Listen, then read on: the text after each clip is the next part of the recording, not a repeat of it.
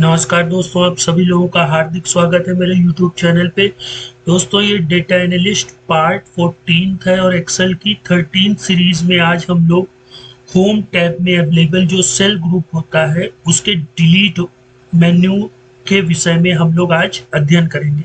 जैसे ही आप delete menu पे क्लिक करेंगे तो ये पॉपअप हो जाएगी। इसमें 4 ऑप्शन आते हैं: डिलीट सेल्स, डिलीट सीट रो, डिलीट सीट कॉलम और डिलीट सीट का। ठीक है, अब इसको हम लोग कैसे यूज करेंगे ये देख लेते हैं। जैसे मान लीजिए मुझे क्रिस वाले सेल को, जहाँ पे क्रिस लिखा हुआ है, इसको डिलीट करना है।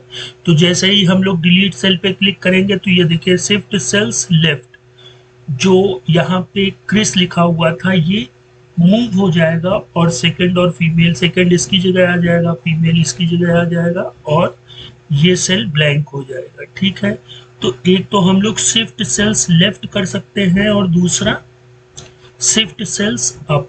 अप मतलब हम लोग ऊपर आ सकते हैं। देखिए क्रिस की जगह पूरा सुरेश वाली जो क्रिस हट जाएगा और ये सुरेश राजू उसके प्लेस में जस्ट ऊपर चले जाएंगे। ठीक है, इसकी शॉर्टकट की होती है कंट्रोल के साथ माइनस। कोई दूसरा केस, अगर हमें पूरी की पूरी रो डिलीट करनी है तो ये देखिए हम लोग इंटायर रो को सेलेक्ट करेंगे, ओके करेंगे, तो ये जो क्रिस वाली सीट है ये पूरी की पूरी क्या होगी, डिलीट हो जाएगी। ठीक है, और इसी तरह अगर हमें इंटायर कॉलम यानी क्रिस वाला पूरा का पूरा कॉलम अगर डिलीट करना है तो इंटायर कॉलम लेके हम इसको ओके करेंगे तो वो पूरा का पूरा जो कॉलम होगा वो डिलीट हो जाएगा। अच्छा दोस्तों, अब हम लोग चलते हैं अपने एक्सेल पे, और इसकी भी जो शॉर्टकट की होती है वो कंट्रोल माइनस होती है। और एक चीज और दोस्तों, अगर आपको ये चैनल अच्छा लग रहा है तो दोस्तों के साथ शेयर करें और चैनल को सब्सक्राइब करें। अब हम लोग आ जाते हैं अपनी एक्सेल सीट में। ठीक है, ये हमारे पास एक डेटा है।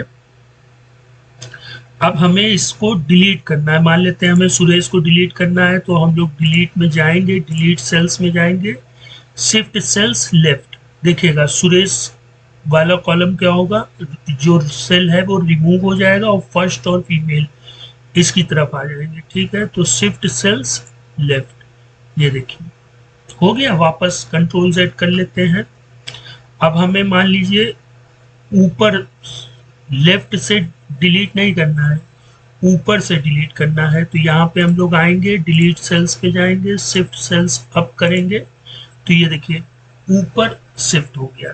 ठीक है, इसी तरह अगर हमें पूरी की पूरी रो डिलीट करनी है तो डिलीट सेल्स में जाके इंटायर रो, और ये देखिए पूरी की पूरी जो रो थी वो डिलीट हो गई। इसी तरह से हम लोग कॉलम को भी डिलीट कर सकते हैं। सुरेश वाला पूरा का पूरा कॉलम अगर हमें हटाना है तो ये देखिए।